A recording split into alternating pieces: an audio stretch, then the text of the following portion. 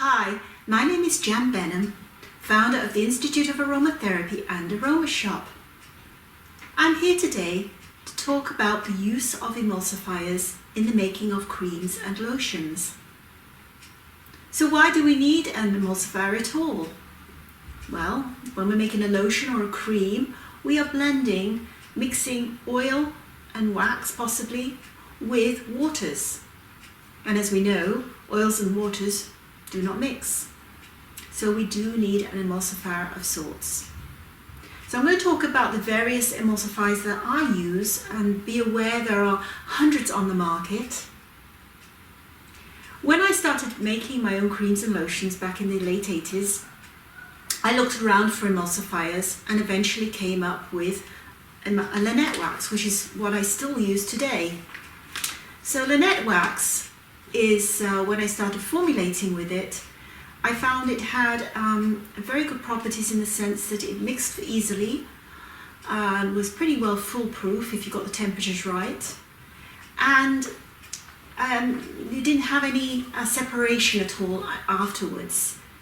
So once I calculated what I needed percentage wise of the emulsifying wax to the oils and to the waters, then I was able to formulate lotions and creams. So I went ahead and eventually ordered 25 kilograms and used that up, and went back to order more, and they said the minimum order was 1 ton. So I was a little bit short of space at that time, so I couldn't quite go with the 1 ton. So I ended up having to look around for other emulsifiers, and I ended up finding polar wax. Well, polar wax is basically a combination of cetyl alcohol and polysorbate 60. It has a similar properties to the Lynette wax. By the way, Lynette wax, the inky name is cetyl alcohol and cetyl 30, so it is a different product. But both polar wax and Lynette wax do have similar attributes, but I do find the polar wax a little less stable in the end product. There has been some cases when you've got too much water in where there could be separation. I called it cocoa palm wax because the polar wax is derived from both palm and coconut, whereas the Lynette wax is just derived from coconut.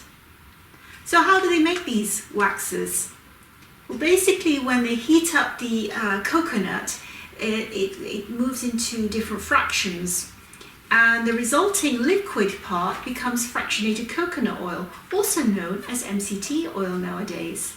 So here is the fractionated coconut oil.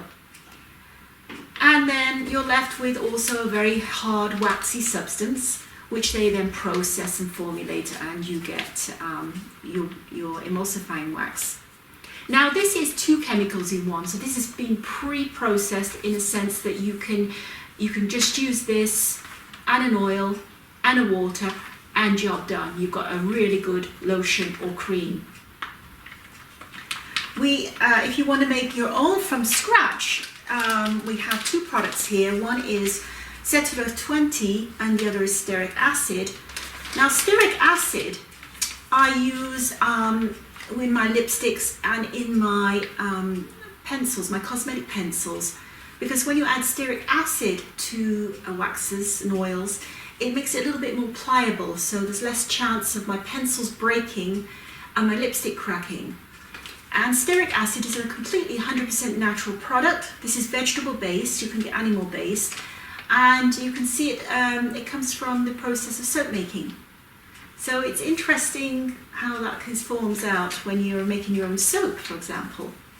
When you combine, now each by themselves, the cetyl 20 and the stearic acid do not work as emulsifiers.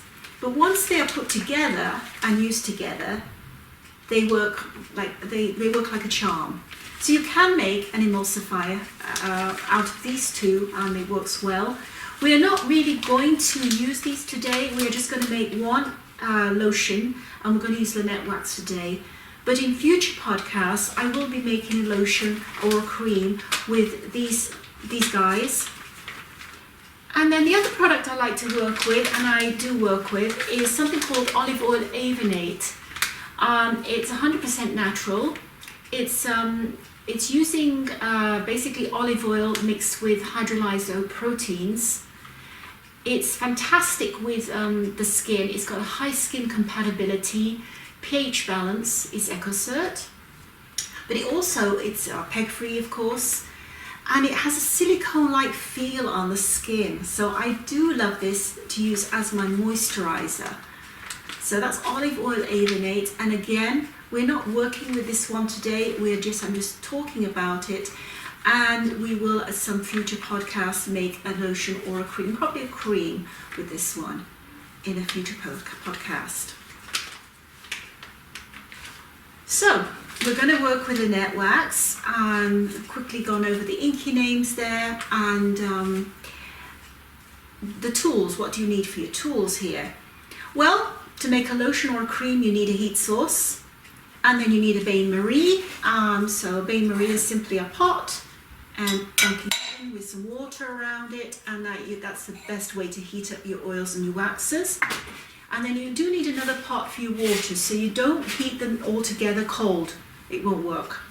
So you have your water component, you have your oil and wax component in separate items. Now, another tool, you need a good scale. I weigh everything, including my waters. This is a good postal scale. It weighs to a gram, and it also switches from ounces to grams, and this is a postal scale. So extremely accurate. You don't want to contaminate your product now, so I'm wearing gloves. I would also wear a mask and a hairnet, and usually all the gear on. I happen to, I'm going to talk about these today. I also have, of course, spoons, and this is a teaspoon, and then I have a 1/4 teaspoon known as a tad, a 1/8 teaspoon known as a dash, then you got 1/16 of a teaspoon known as a pinch. I do love these names, it's kind of funny. And then we have a smidgen and a drop. So obviously I use these more when I'm formulating makeup. So sometimes I need to add a pinch of this or a smidgen of this or a dash of that, and this is where my little spoons come in handy. So these are the items you need. So you can just use regular kitchen items. Now, to make our lotion, obviously we need the emulsifying wax. For oils, most of the time in a lotion I use my fractionated coconut oil. Fractionated coconut oil is, of course, as we talked about, is derived from coconut oil, and it's a water-like substance. It's very watery, and if you put it on your skin and got into a bath, it wouldn't leave any oil stains around your bath. So it's almost like a combination water-oil. It's got a superb shelf life of at least 2 years, and it doesn't go rancid.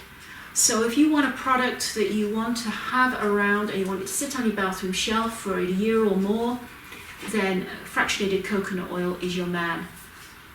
Originally, when I started working with this, I didn't realize any beneficial effects other than what I just mentioned.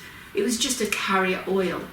But since then, there's been a lot of research done on fractionated coconut oil, also known as MCT oil, that it does have a lot of benefit on the skin, and also, of course, taken internally.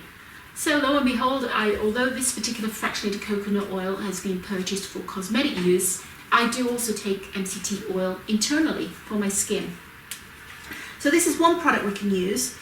But today, we're going to use DiCaprio carbonate.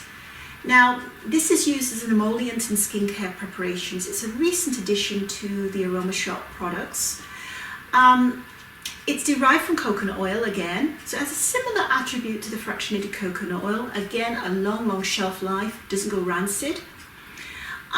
It leaves the beautiful thing about it leaves a dry, velvety feeling on the skin. It has a silicone feel, so it is a silicone alternative, and it doesn't leave the skin feeling oily. So you put a moisturizer on your skin with all the goodies in it, and you don't feel, it just feels nice and soft. And it also has really good spreading properties, so I do use this in some of my makeup. For example, when I make liquid foundations, this is one of the products I use because it helps the spreadability of the makeup. So today we are actually going to make a lotion with the dicaprylate carbonate. And then to preserve the product, we're going to use Year Guard. I have a number of preservatives that I use, and I'm going to, again, in a future podcast, deliberately talk about the varying preservatives. But today, for now, this is a natural preservative that has a good lasting shelf life as well.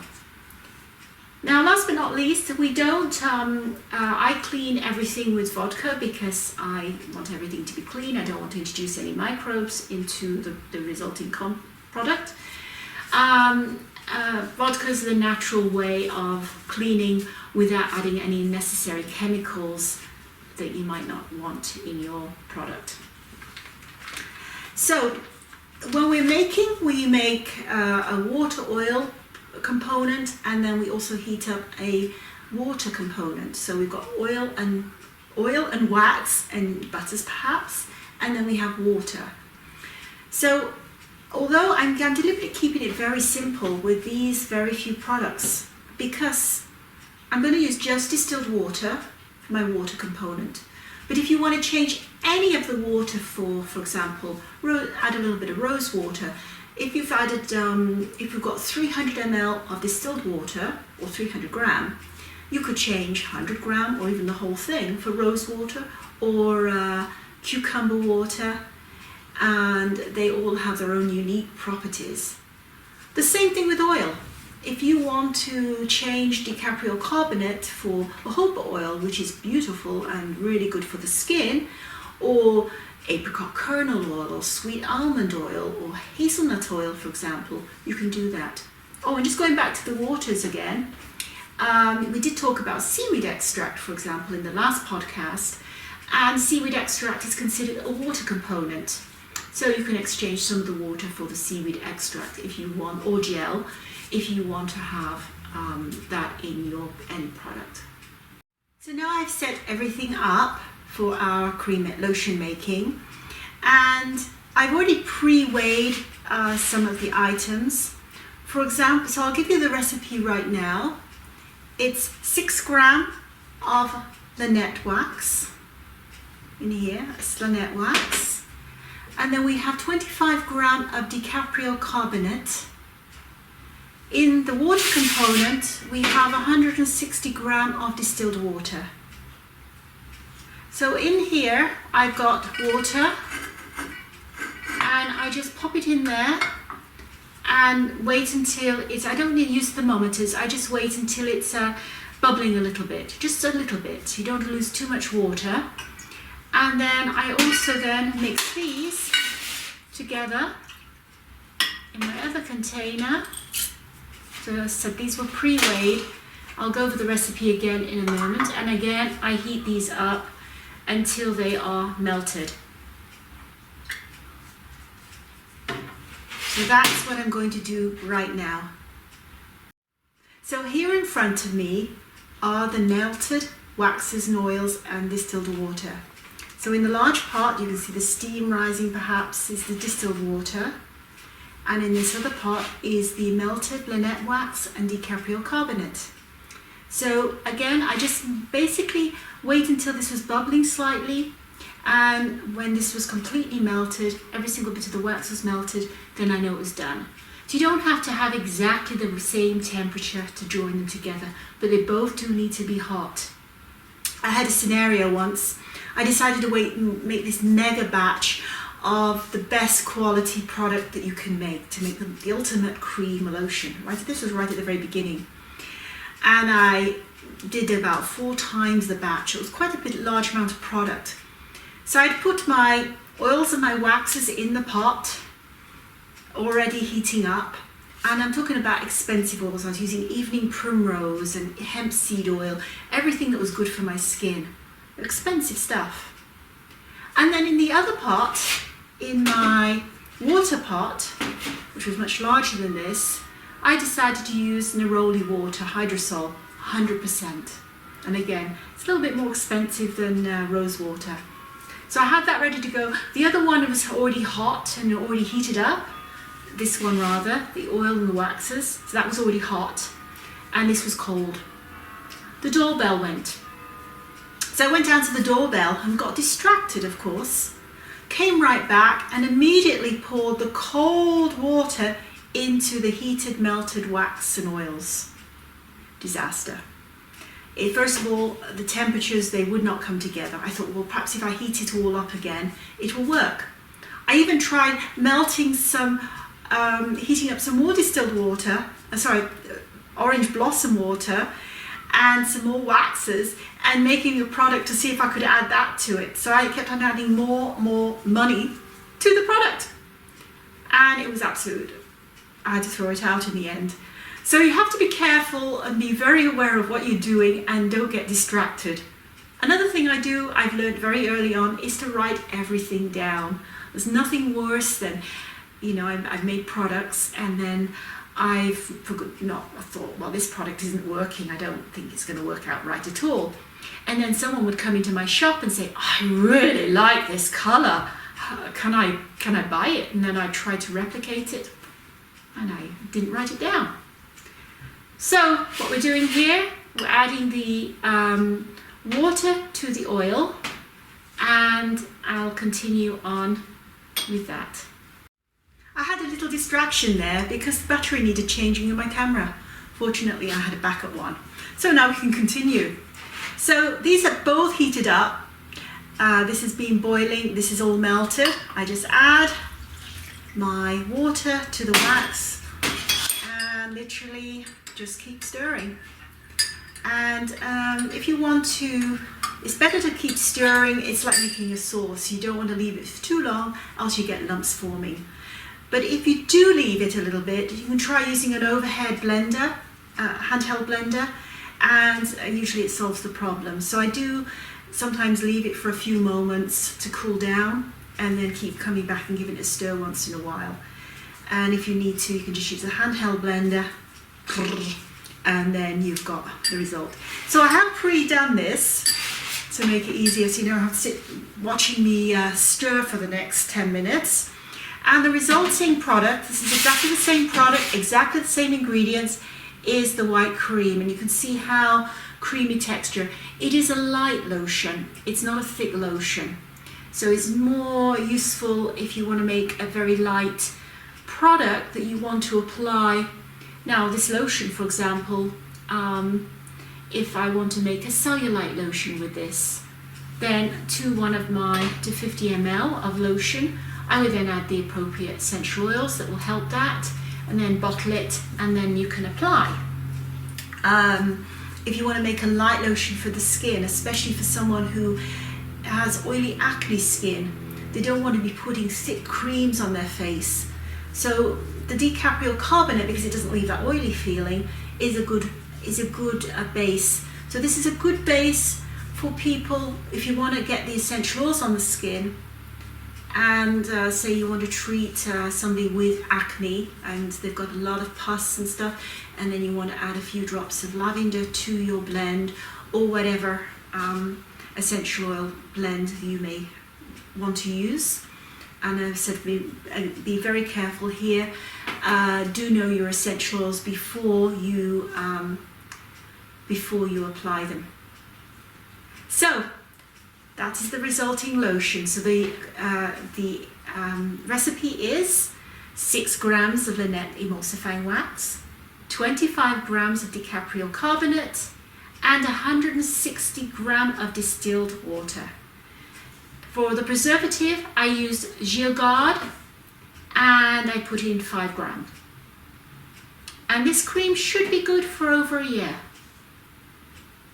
So I hope you enjoy your lotion, and please get back to me if you have any questions, and I can answer them on the next podcast. It's lovely speaking to you, and I hope you have a lovely rest of the day or evening, wherever you may be.